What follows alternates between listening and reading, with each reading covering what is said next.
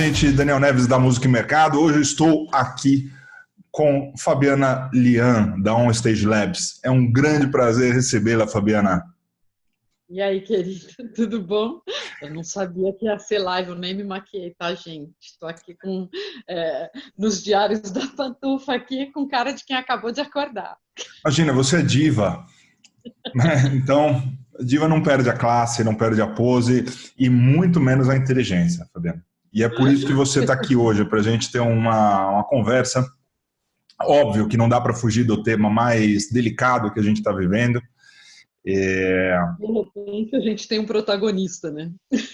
Exato, e vamos tentar, é verdade, e vamos tentar ser o mais abrangente e, ao mesmo tempo, não chover tanto no molhado, como, né? Ou seja, que são as lágrimas, né? Da desesperança.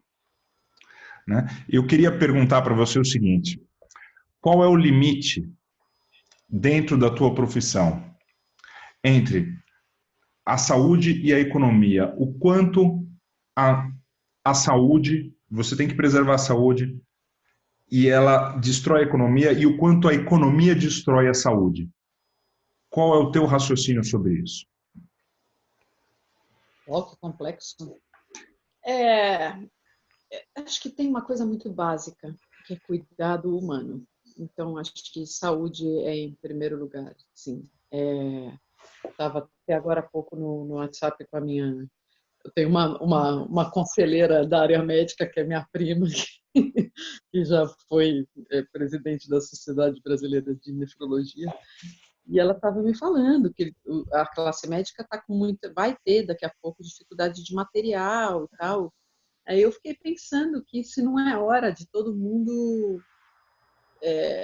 olhar, já que se impôs esse protagonista aí chamado Corona,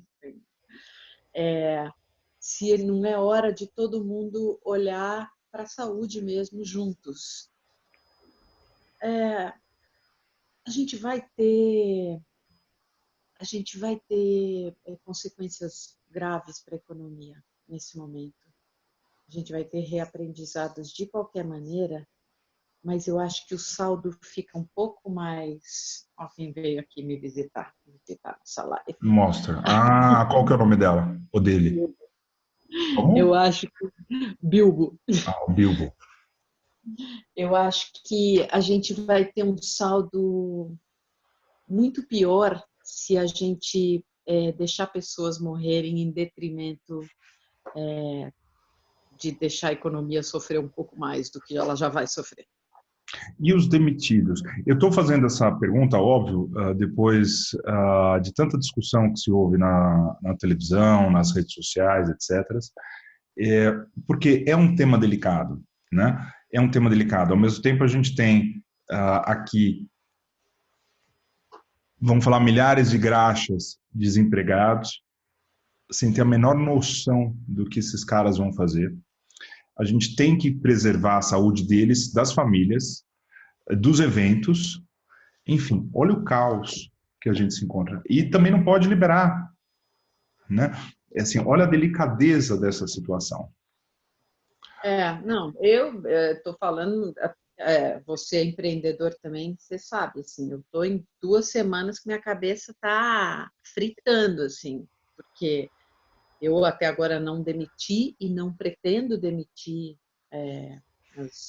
as on-stagers, mas eu vou ter que tomar decisões difíceis em algum momento. O que eu sinto falta é que a gente não tem uma diretriz, né, de nenhum lugar, a gente não tem parâmetro criado por órgãos e nada. Ontem eu participei de uma live da GV e tem aquelas coisas que já existiam, não tem nada... por exemplo, como é que a gente protege quem ganha menos? Né? Como é que fica hoje que todas as empresas, a minha inclusa, quase todos os colaboradores são PJ? Como é que você protege essas pessoas e como você cria parâmetros? Dá para descontar mais de quem ganha mais? Dá para descontar menos de quem ganha menos? Como é que a gente está tendo que criar parâmetros do zero? Eu acho que nesse sentido, tanto empreendedor quanto quem trabalha está muito desassistido. Principalmente porque a gente não teve essa experiência antes, né? Então é muito fácil a gente dizer o que os outros deveriam dizer para nos agradar e para nos dar suporte. Mas é muito complicado como fazer isso de fato, né? E porque a gente não tem qual é o parâmetro. Qual parâmetro a gente teve? Mesmo na China, quando essa pandemia começou, né? Na verdade lá ali uma epidemia, o acesso à informação ela é sempre um pouco cerceada. Então, o quanto de informação real a gente teve da China para cá? Quando foi para a Itália, putz, aí a gente começou a ter. Quando foi para o Irã, a gente também não sabia direito qual que eram os parâmetros, né? Quais eram os parâmetros do Irã. Né? Mas na Itália, sim. E aí Espanha, e agora Brasil, e aí dizem que os Estados Unidos agora vai ser o próximo grande centro do terror. Vai ser o epicentro. Né? Você sabe que eu estava vendo uma live com alguns empresários recentemente, então, empresários até o presidente da Caixa Econômica, eu comentei antes contigo, Tessot. E uma coisa que me chamou a atenção é a preocupação deles, preocupação macro.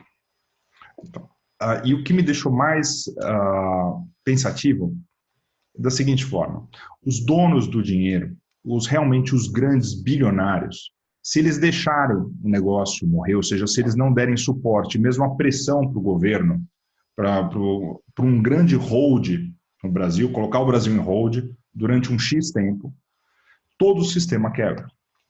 Se esse sistema quebra, eles também não recebem nada e as empresas destes bilionários também passam a ter sérios problemas. Então, é um grande fluxo que eles próprios têm que começar, olha, agora eu preciso baixar a bola, seja o grande banqueiro na minha taxa de juros, seja o grande empresário em doação ou em suporte. É quase que uma obrigação de todo mundo ser um pouco mais generoso, mesmo que não queiram. Mesmo que seja pelo próprio egoísmo de manter as suas empresas. É verdade. Chegou um momento em que a interdependência virou uma realidade, né? Total. E agora me fala o setor de eventos. Agora me conta aí qual foram os impactos mais chocantes para você. Bom, o setor de eventos foi o primeiro a ser atingido, né? Porque a gente começou a ter cancelamentos de shows por obrigatoriedade. Eu mesma cancelei o meu curso Show Business, que ia começar dia 14 de março, acabei me antecipando as primeiras ordens, porque eu estava achando que em seguida ia vir mesmo, e também fiquei encanada de ter pessoas próximas uma das outras, a gente até se falou na época para tentar achar um espaço maior, tal, mas achei que não era o caso. O setor de eventos, eu acho que é meio isso, é a primeira, está na primeira linha da trincheira ali. E a gente foi atingido na cara, assim, de eventos, entretenimento, show e música, né, que vive de show também. Então, mas eu estou enxergando esse momento como positivo. A gente está vendo um monte de festivais online que estão fazendo as pessoas se apoiarem nesse sentido. E eu acho que, como a gente estava falando, a nossa fragilidade enquanto classe ou enquanto frente ficou muito patente. Porque, de novo, a gente também não tem parâmetros criados para evento. A gente não tem parâmetros de salário, de condutas. Claro, na área de segurança a gente, graças a Deus, já tem, algumas coisas nas áreas técnicas a gente já tem. Mas no que diz respeito a pessoas, até hoje a gente não tinha. E existe também uma certa cultura de competição, que também vai deixar de fazer sentido nesse momento. Fala mais sobre a cultura da competição nesse setor. Gostei desse ponto. Tac, tac, tac. Você adora um ponto espinhoso. Me explica aí, não entendi. Então, isso é uma das bandeiras que a Onstage Lab tem, de colocar o mercado para conversar. E veio ficando mais fácil nesses 5 anos. As pessoas começaram a olhar melhor para a Onstage. No início era meio... Você vai ensinar pessoas para fazer o que eu faço. Só que o mercado foi crescendo e essas pessoas foram sendo necessárias. Em alguns momentos eu tinha vontade de fazer concorrentes sentarem para conversar e eles se recusavam e tal. E hoje isso foi ficando mais fácil. Eu tive já nos talks da Onstage, eu tive gente da T4F junto com a Move, Lollapalooza junto com o CCXP, então a gente tem promovido isso. Mas o fato é que não é um mercado onde as pessoas são abertas de fato, onde se compartilha, putz, olha, estou vivendo esse problema para trazer determinado artista, ou estou tendo problema para achar fornecedor não sei onde. Essa rede ainda é muito fraquinha, eu acho. Acho que, de fato, a gente ainda não tem essa cultura do compartilhamento e essa migração está sendo muito lenta, que eu espero que seja acelerada agora com essa desgraça que nos abateu. Falando português claro aqui, ninguém está feliz, ninguém está sabendo o que fazer, mas pelo menos para isso, pelas conversas que eu tive com profissionais da área, a gente já está começando a olhar para a necessidade de estar junto, para a necessidade de ter uma associação. Você acha que vamos falar assim, esses ciúmes, né, entre as lideranças, isso se dá porque a maneira que eles enxergam o mercado é de uma maneira muito pessoal e pouco profissional, e que a doença, ou que esse vírus, por ser também algo que atinge o lado pessoal e também o profissional, ele acaba unificando a chamada de atenção para a causa, sobre o ponto em comum. Tipo, eu posso ter um vírus, você também. Isso afetou a minha empresa, isso afetou a sua também. Isso afetou o meu trabalhador, o trabalhador lá, que está o menor deles, e afetou o seu também.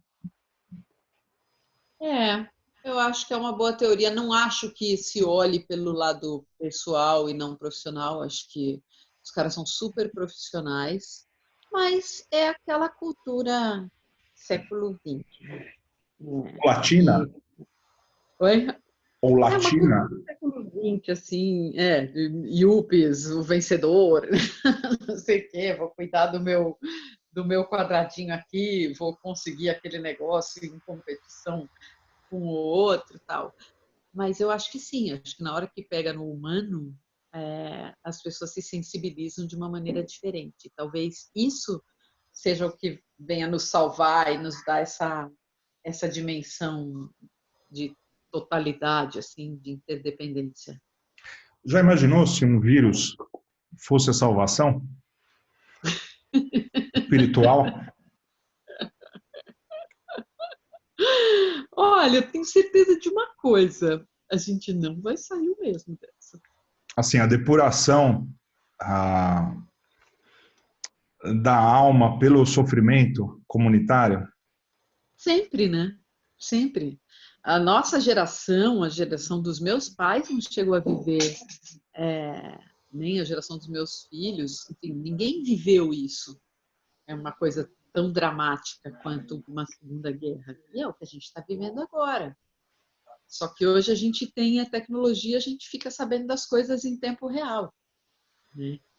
E tem muitas vantagens também. A gente está podendo conversar, você estando a uns 4 quilômetros da minha casa. Assim, e cada um com seu álcool gel, sem compartilhar nem o vidrinho do álcool gel. Álcool gel com ágil, por enquanto. Acho que ainda não rolou o negócio de sem ágil, né?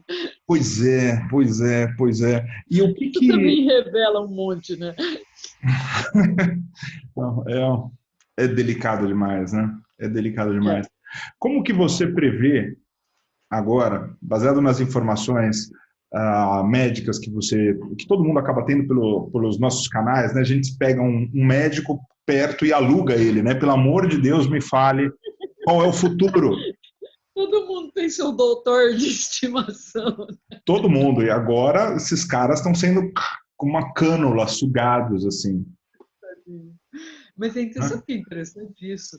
No fim das contas, eu acho que eles gostam de fazer isso, de dar essa orientação. Acho que está no sangue, assim, no DNA de médico.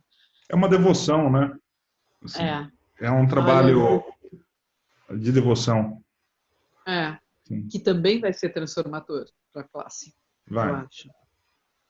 vai. O que Porque, acontece no setor de showbiz pós-coronavírus? então, O que você acha? Assim, quais são as vamos falar transformações que a gente vai ter pós-coronavírus, na sua visão? olha, eu acho que a gente tem algumas coisas aí. Pelo que eu estou enxergando, se tudo der bem, se todo mundo ficar confinado, se a gente achatar a curva do vírus e tal, em agosto a gente está com a vida normalizada. E aí, a gente vai ter um trimestre onde a gente vai ter shows o suficiente para um ano. E aí, então a gente vai ter muito trabalho. Muito trabalho. Estou falando de São Paulo, não sei Aham. como vão ser em outras cidades, né? São Paulo pode absorver isso. Então, acho que vai ter bastante trabalho, vai faltar profissionais. A minha única questão é como estará o bolso do cara que vai assistir show. Então, essa é a minha questão. E eu acho que vai acontecer uma outra coisa. Acho que os contratos de trabalho das pessoas que trabalham com show mesmo vai também mudar. Porque a empresa que mais tinha profissionais fixos demitiu 70 na semana passada, ou retrasada, que é a Time for Fun. Então, imagino que o trabalho formal nessa área vai escassear cada vez mais. Já era uma grande minoria, mas a Time for Fun, especificamente, como tem capital aberto, é quem mais tinha trabalho formal. Fabiana, isso é uma área bastante delicada, né?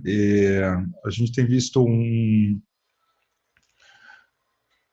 a tecnologia ela trouxe uma forma de você trabalhar diferente, monetizar diferente. Antigamente a gente tinha tantos grandes conglomerados, hoje ela é toda compartilhada, é toda fragmentada. Eu costumo dizer o seguinte, que hoje a gente tem nanonichos, nanolíderes, né? Então, coisa que antigamente a gente era muito blocado. É. Então, ao mesmo tempo... Era uma televisão importante que Exato. comandava toda uma cultura, toda uma geração, ou Algumas uma... gravadoras que mandavam ali o áudio, né? Olha, você vai escutar isso, né? A gente oferece aqui rádio, você lembra? A gente tinha poucas rádios. Uhum. E a coisa que mais me surpreendia, às vezes, quando meu avô tinha um rádio de alta frequência e eu conseguia escutar as rádios. Não era esse o Era. nome do rádio? Meu avô também tinha. E assim, e falava rádios de jazz. Eu falava assim, nossa, quando no Brasil a gente vai ter uma rádio de jazz, uma rádio de blues, né? Falei, Era como meio eles Jackson segmentam. também, aquele Né? rádio. E assim, e no Brasil era tudo muito... É isso. As opções eram poucas. A gente tinha uma televisão na casa, um rádio na casa, né? Depois um rádio na casa e um Walkman, né? Hoje a gente tem um monte de tocador, todo mundo tem um tocador de música no bolso. Mas aí, caindo para a relação de trabalho, a pergunta é, o ideal é que a gente tivesse sempre um grande pai que nos financiasse em tudo. E hoje isso está fragmentado. Qual é o pró e qual é o contra para o empreendedor hoje ter essa relação de trabalho mais aberta, ou para alguns mais fragilizada, ou para outros de uma forma que amplia a capacidade de contratar e, obviamente, de demitir? Qual a sua opinião? Nossa, que difícil. Vamos falar então o seguinte, para o showbiz. Não vamos falar para você. Vamos falar para o showbiz. Então, para o show business, isso sempre foi um pouco assim. Para o show business não tem novidade, grandes novidades nisso. Porque sempre foi, você mostra o seu trabalho, mostra o quanto você vale e começa a ganhar por aquele trabalho, emite sua nota fiscal de MEI, e faz, e é assim que acontece. Para o empreendedor, a relação sempre foi essa, embora a maior parte das empresas tenha pelo menos um pequeno quadro fixo. Estou falando das grandes produtoras de shows internacionais, que fazem grandes shows aí. Então, não acho que vá mudar tanto. Mas eu acho que essas outras questões estão além do show business, no fim das contas. Porque a gente não tem um projeto de renda básica para todo mundo, né? Você não tem saúde e escola boa, garantida para todo mundo. Eu me lembro, há uns anos atrás, uma amiga minha, super amiga, ela teve filho na Itália, começou a sentir falta da família e quis voltar para o Brasil. Ela falou, tem a menor possibilidade de eu voltar para cá, porque eu já saio de X, que é para pagar a escola e o convênio médico. É uma coisa que eu tenho de graça na Itália, que também está ferrada agora, né? Mas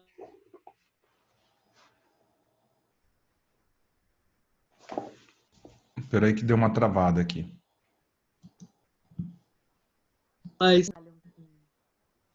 um show com música, estou falando das pessoas mais pobres mesmo. Claro. Por exemplo, se a faxineira da sua casa, você não resolver pagar o salário dela, independente dela vir ou não, ela vai passar fome, se ela não vier. Então, a gente tem vários níveis dessas questões. Eu acho que a classe média alta, esse pessoal que tem MEI e trabalha com entretenimento, vai sofrer durante um período, mas a gente vai sair. A gente tem família que segura, tem amigo, mora em um lugar que não é longe de tudo, tem possibilidade de negociação e tal. Agora, para as classes mais baixas, eu acho que vai ter um preço muito alto. Com certeza vai. O que você tem ouvido do pessoal da graxa mesmo, nessa história toda, hein? Então, e a gente começou falando mais cedo que um amigo meu, produtor, veio falar para a gente começar a pensar numa associação mesmo, e tem muita preocupação com esse pessoal que trabalhava em limpeza, acesso e carregador, tal, porque são todos freelancers que ganham pouco, mas que tinham aquele dinheiro ali rolando, tanto para o empreendedor quanto para os funcionários, e não é que são empresas que têm um caixa gigante. Aliás, eu queria até saber que empresa que tem caixa gigante hoje. Os bancos. Né?